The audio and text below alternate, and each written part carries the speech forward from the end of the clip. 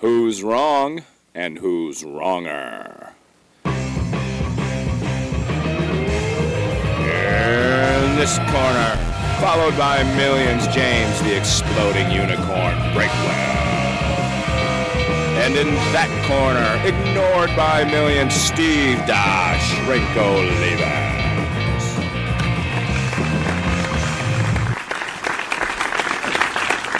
Hello and welcome, brothers and sisters, to the Church of the Unicorn. I am Dr. Steve. I said, I am Dr. Steve!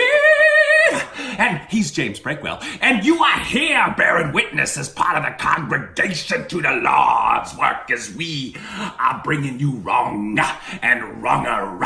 And good on you for being here. You have stumbled through our doors. And James, man, I can tell I am Steve, Dr. Steve Olivas, and you are pretending right now to be outraged, but you are secretly wildly entertained. James, tell me I'm wrong. I just am impressed that despite receiving no encouragement whatsoever, you continue with these impersonations at the start. Literally zero positive feedback, yet here you are every week with a new bit. There is just no stopping you. I know, it's pretty cool. I agree with you. Well, I hope that you're along with James and the way he thinks, and that I'm pretty cool and this show because of me is pretty cool. And you're here watching the podcast, hopefully, to catch all of the splendor that is me and a little bit of what's Breakwell as we argue on Wrong and Wronger about topics that everyone pretends, like Breakwell pretends he's outraged, you pretend like you have no opinion about, but like Breakwell, there is a giant glacier beneath that surface of emotion, welling, broiling, percolating. And that's what we're here to do. We're going to solve some of these debates for you. And James, we have a quite topical topic today. What are we going to argue about today? Our topic picking basically goes like, what's on TV? Let's argue about that. Last week it was Sesame Street, Mr. Rogers. This week it's Super Bowl versus World Series, which is better? And yes, we already did football versus baseball. Nobody listened that time, so we can argue about this too. Nobody will listen this time. We can argue about it again. It won't matter. We can argue about it every week, and nobody would notice that we're repeating ourselves. Now, as you can tell, Breakwell's probably a little more agitated than usual. And it's not because he's sitting on something sharp. James, you've had a maelstrom of stuff going on around you tonight. You want to just give me, I told you to hang on to the story, so let me in on what we're doing here right now. You might notice my shirt has quite a bit of mud on it. I didn't bother to change. Steve's not worth it, but so for a while we got new carpet, and I was like, oh, this is good timing because everything iced over. And, there's no mud then. Well, all of that ice thawed yesterday and the day before that. And our yard, I have never seen more mud. It is a swamp. It's like a World War I battlefield. Like you could lose a man out there. And I have two pigs walking around on it with their tiny little hooves that just punch through the dirt and the mud and they track it in. So they came in tonight and I kept the baby gate closed, sealing them back here in my wonderful office, thinking, you know what? In no way can I unleash them in this house with this new carpet. We just can't risk it. And they sat back here and they whined and they squealed and they squealed, and I finally hit the breaking point. I'm like, I can't do a podcast with two whining, squealing pigs. I've got Olivas. You were the other three squealing, whining pigs. So I was like, okay, I'm going to give him a bath. We're going to try this. So I took Luna upstairs, and she shrieked like she's never shrieked before. I'm sure you could hear her down in Nashville. But she's small, and I could overpower her and hold her in the laundry sink. But Gilly is an armload. There was no hope of that. So I told Betsy, I was like, Betsy, I'm going to pick her up, and I'm going to put her in the shower, and I need you to help me, and we're going to hold her in there. And so I pick her up, and I toss this ham missile in there, and she turns around and bolts out, and I have a baby gate, and I'm trying to shove her in, and she slips through the side, and she takes those muddy hooves, and she runs all over the living room, which is bad enough, but then she darts up the stairs and goes to the new carpet. And God. Yes, and then I had to go and shove her down the stairs. And you know what a pig does not like doing? Being shoved downstairs. The stairs are not built for four-legged animals. She can do it, but she does it very slowly and deliberately. In an emergency circumstances, she was not game for that. And then we chased her around down here trying to delicately wipe off her feet with like diaper wipes, and Betsy tried to do that. And like, 'cause if I get close to her, she panics because I pick her up. I use force. I don't mess around. But Betsy's there daintily wiping off the mud. It's like, this is going to take forever. And finally I said, here's what I'm going to do. I'm going to pick her up and I'm going to sit in the high chair, which is the only method we figured out for grooming her hooves because they're getting pretty long anyway. Oh, nice. And because if I sit there, she's trapped. She's got like 4 legs dangling in the air and she can't run away. Like, we're just going to do that. We're going to clip her nails and we're going to give her a wipe down. It's going to be a pig pedicure. We're going to do it all at once. And so, pedicure. yes, so we lulled her into a false sense of security. Then I scooped her up and I held her there. And she is pretty big and pretty strong. And then she kind of, and I had to stand there and hold her in place. And she kind of started listing to the side. So my arms are not only covered in mud, but absolutely exhausted. But then Betsy stood up there at the front of her and cuddled her halfway to sleep. And my wife got down there underneath her like she was a mechanic doing an oil change. She clipped the hooves. And then we finished with that, and all was good, and we went upstairs, and my 3-year-old had gotten some scissors, and there were some princess face masks my wife had set aside that she was going to do with all the girls. It was going to be this whole big thing, and Waffle had cut through every single face mask, all of them with these scissors. And then I came down here to talk to you. So that's been the last 20 minutes of my life. So I don't know if I have any fight left. I gave it all to my kids and my pigs. Wow. Yeah. The good news, ladies, is James will be single by the end of the week, so there's probably some hope if you want a bunch of kids and a couple of pigs. Woo. Yeah, we usually record at the top of the hour, and at about 2 minutes to the hour, I got a very simple text that said, "Gonna be late, pig drama." And that's all I needed to know. Yeah. This was more dramatic than the Super Bowl. We actually had the Super Bowl on in the background. It was less exciting than what we were doing here. I can picture like Benny Hill music in the background and you in like fast motion going up and down the steps and going different directions and around and around and around they go. And then one of you carrying the pig to the left, the other one carrying the pig back to the right, then the pig carrying all of you back to the left again. That's a pretty accurate description of tonight, yes. All right, well, I, for one, am marginally glad you made it. The listeners, probably not quite as much as me, but here we are. Yes. So, I guess I should give you a compliment. I already kind of gave you one, but I'll go ahead and give you a second one. Thank you. Did you give me one? I said I complimented you on ignoring fan lack of feedback and continuing with your bit. That was kind of a compliment. Wow, my heart skipped a beat. That's what that was. You know what? Okay. No, I don't have the energy for a second compliment. That compliment's going to stand. That's going to be the only one you get tonight. Wow, I feel like I should send you an invoice for that compliment. But my compliment to you is being able to, on the spot, because you were about to tell me what happened, and I said, hold that story till we record. And on the spot, you were able to come up with a 2,000-word column that I'm guessing might be part of your email chain coming up, because that was well-organized, cogent, and damn funny. Well done. That's how those 2,000-word columns come out. I actually speak them out loud. Like when you see a YouTube video, that's basically the start of a 2,000-word column. I just have to go back and edit it a little bit for grammar and to take out all the swear words. That's pretty much what it is. Wow, that's why we did it on Wrong and Wronger, because if you had told me off air, I'd have gotten the real version of what happened. That's exactly right. Well, good on you, and if you want to be part of Breakwell's email chain, every Monday they come out and they're a hoot. But go to his website and sign up for it. I recommend it for everyone that can read.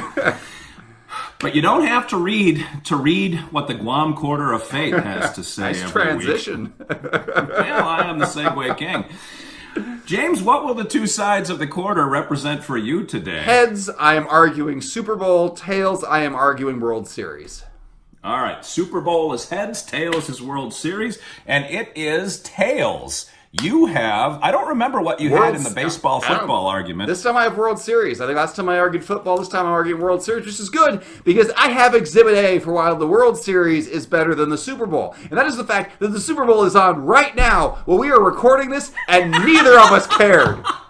We walked over to the Super Bowl. I actually caught a few minutes of the Super Bowl as I was wrestling the pig, trying to hold her still as her hooves were being tended to. And Tony Romo got very, very excited about a punt. It was a record punt for the Super Bowl. Furthest punt in Super Bowl history. That was the most exciting thing they had to talk about because it was a terrible game. Nobody wanted to watch Tom Brady in yet another Super Bowl. Nobody wanted to see the Patriots there. Nobody cares about this game at all. And when it was 3-3 last time I checked, I'm sure now that I say this, it's probably like the craziest last 5 minutes in football and everybody scored 50 points. But barring that, it was a snooze fest. Let's get over it. And also, let's not forget the Super Bowl is on Sunday nights, which is a crime against humanity. Like, oh boy, let's get together. Biggest viewing experience ever. Get your friends, drink some beer. Oh, by the way, work tomorrow morning. Have fun with that. Great Monday. Who would do that? The Super Bowl. How can you take a Super Bowl seriously when there's work the next day? I just can't. James, I'm going to write down a couple of medications that I want you to ask your physician for. I don't know that you're going to sleep tonight. You're on a bit of a manic phase right now. But I don't, you know what? I'm going to show up with bail money. Just shoot me a text. I'll keep my phone on tonight. Well, no, neither you nor I is watching the Super Bowl. I'm actually home tonight. I'm getting ready to go to Spokane, Washington tomorrow. But we're watching reruns of The Office on Netflix because nobody cares. But I gotta say, just from a sports fan perspective, and I know you like sports too, just as much as I do, but this is the biggest show on earth, literally on earth. I don't know, I'm fairly certain the World Cup soccer final probably draws more viewers than the Super Bowl, but this is easily, far and away in second place, and it's all over in one night. The World Series takes like a month and a half to play. And who has the patience for that? It's like watching the gestational period of an elephant, watching the World Series. I'm fairly certain the elephants have the longest gestational period of any mammal, and it just takes forever for that baby elephant to grow. It takes forever to crown a World Series champion. By the time we're done tonight, everyone is going to know that Tom Brady is going to cheat again or make a deal with the devil or something, and is going to win another Super Bowl.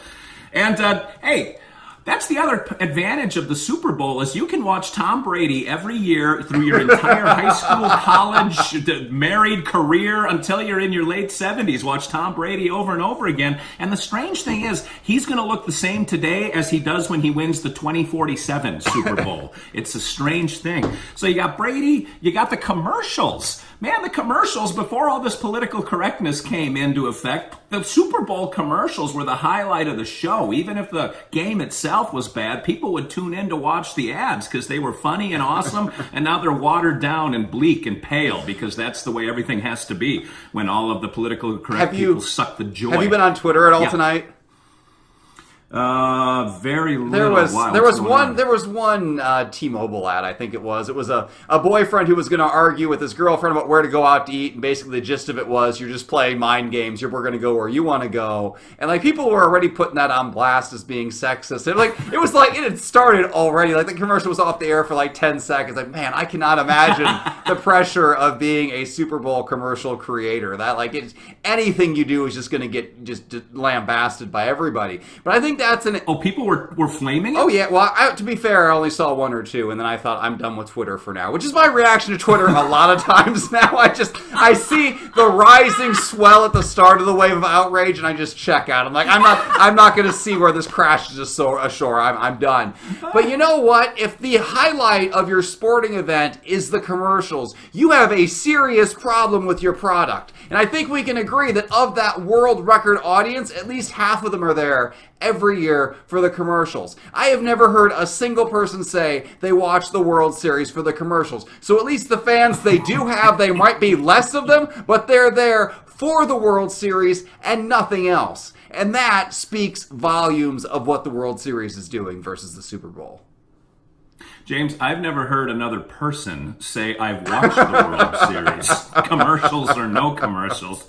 The commercials, anything to draw you to the show, and the commercials aren't the highlight, they are a highlight. Like, there's a bunch of highlights. Tom Brady's been a highlight machine since he was in Super Bowl I back in 1967. I don't remember if he played for the Packers or for the Chiefs, but it was one of those. You can probably see that patched in with some Photoshop on somebody's Twitter feed. But no, the Super Bowl is fun. We have Super Bowl parties. You can't have a World Series party because one is going to have to be on a Friday afternoon when everyone is supposed to be at work. At least tonight you have a chance to call in sick, work up a good phlegmy cough so that you can sound convincing when you call your boss. You even today, I said, let's record tonight. You said, I thought you'd be at a Super Bowl party. And I said, yeah, when you reach my age, that's probably a bridge too far. But that's what people do. Normal people, unlike us. You and I are super normal. We're at an echelon above where the normal bear can possibly reach. But people enjoy it. They get together, they eat wings, they drink beer, they watch the game, they don't watch the game, they make out with other people's wives. Like, it's just a whole hootenanny. The World Series ain't got that going for it. I have a fact check, actually, for you. So here's what I said. So I said, when are we recording next? And you said, oh, gotta be tonight. And I said, I can. Just surprised you're not at a Super Bowl party. And you said, and I quote, meh, not really a football fan. That was your exact response. And I stand by it. I stand by it, except for the Super Bowl, which is obviously something that I look forward to every year. I've had the date circled on the calendar. It's right next to Groundhog's Day because I got to get my shopping done before the malls fill up. But now the Super Bowl, it doesn't matter if you like football or not. It is the show, and everyone's going to be talking about it tomorrow. So everyone will at least check the score so they know how much Tom Brady won by in the last second of the game when they came back from 4 touchdowns down to somehow win because something happened with the clock or the football or the weather, or lightning struck down the LA Rams quarterback because God smited them because they're not his boy, Tom Brady. I don't know. Everybody loves the Super Bowl, James. Baseball's on the way out. Come on. Remember a couple years ago when the Cubs won the World Series? Do you remember that? Because everybody remembers that. Because it shook the very foundation of the earth. An event that happened once in, 104 years. You had not... It's more than that, but... You had people going out and visiting the graves of their grandparents who had lived their entire lives and died without ever seeing that monumental event. Like, tears of joy undersells it. And there's just nothing to compare that to in the Super Bowl. The Super Bowl is too recent, too modern. It doesn't have that kind of history. It doesn't have that kind of legacy. And there's no team that could win that would elicit that kind of response. Even the Lions, I think, if they saw, or the Browns, if they won the Super Bowl, I think people would be like, well, that's kind of neat. Okay. It would not get the reaction. I think the love is so much deeper for the World Series. It connects with America and Americans on a much more visceral level. And the Super Bowl is all surface. It's all glitz. It's all glam. It's all the halftime show. It's all the commercials. It's all everything but the punt fest that is the Super Bowl game where everybody plays conservative so they don't want to blow their big chance to win by 2 at the last second when God again favors Tom Brady. Actually, Tom Brady's continuing winning streak is the strongest argument I've seen that there is no God. I don't know. Take that for what it's worth. But it does make you question your faith when he wins year after year despite being a terrible human being. Oh, just imagine if our one listener left is a Patriots fan. It'll be down to 0. Oh, by the way, and I would be remiss if I didn't say this, our diligent scorekeepers both got in touch with me. And this week, or last week, was another blowout. A tremendous blowout. A blowout like you won't see in the Super Bowl this year, which is a snooze fest. When I crushed you over Mr. Rogers and Sesame Street. Sesame Street was clearly better. That's, 3 weeks in a row now that I've won? So just trust my judgment. I've been right every week. I was right about Sesame Street, and I'm right about the World Series being better than the Super Bowl. It's possibly only 2 weeks that you've won. I can't remember exactly the numbers, but... You know, all of the feedback, the comments underneath the posts for that show were how Mr. Rogers is better. Not all of them, but most of them were. I don't know where these people were when it came to the polls. But one of our interns did say, Steve, I have a theory on this. I'll share it with you later. And I said, well, I'm going to need to know because this is reaching condition critical. We're at DEFCON 4. And so I need to mobilize the troops, all of the Team Steve players. We got Team Steve, who are like the Peyton Manning Broncos coming out of nowhere, and we got the Team Breakwell, who are Tom Brady and the perennial don't you winners say that. everyone You hates. take that back. So vote Steve this week, and James, tell everybody how they're going to be able to do that. I have to stand up now and get some dice. I am exhausted. Hold on a second. Oh, wow, I didn't mean to make you stand. Yeah. You know what? You don't know exhausted until you've spent 20 minutes wrestling a pig, okay? I'm just going to leave it at that. Wow.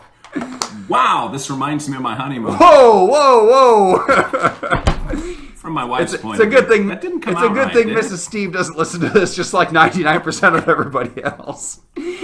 All right. Funny thing is, that sounded better in my Yeah. head. This is why I can't just fill time while you're looking for dice, James. All right. If you want to vote for me and the World Series and a continued winning streak, vote for 14. Yeah. If you want to vote for Steve, the guy who just called his wife a pig on a live pre-recorded my podcast, God. vote for 31. And if you want to throw your vote away, vote for 10. Just the number 10.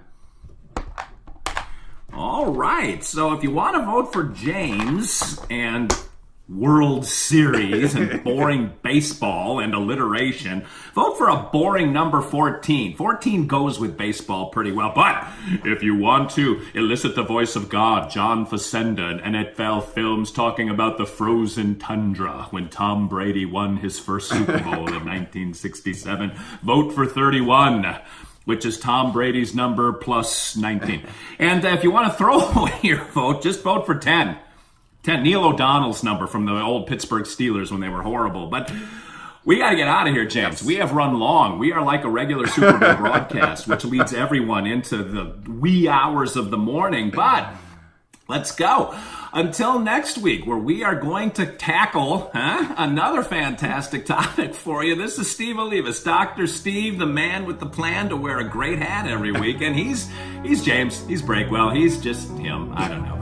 But thanks for watching. Thanks for listening. Thanks for partaking in the show. And thank you for voting for Steve this week. I'm just going to lay that out there ahead of time. Until then, Steve Olivas for James Breakwell saying, wait a minute, that's my other show. Sorry, 2 wrongs can make a right. Thanks, everyone.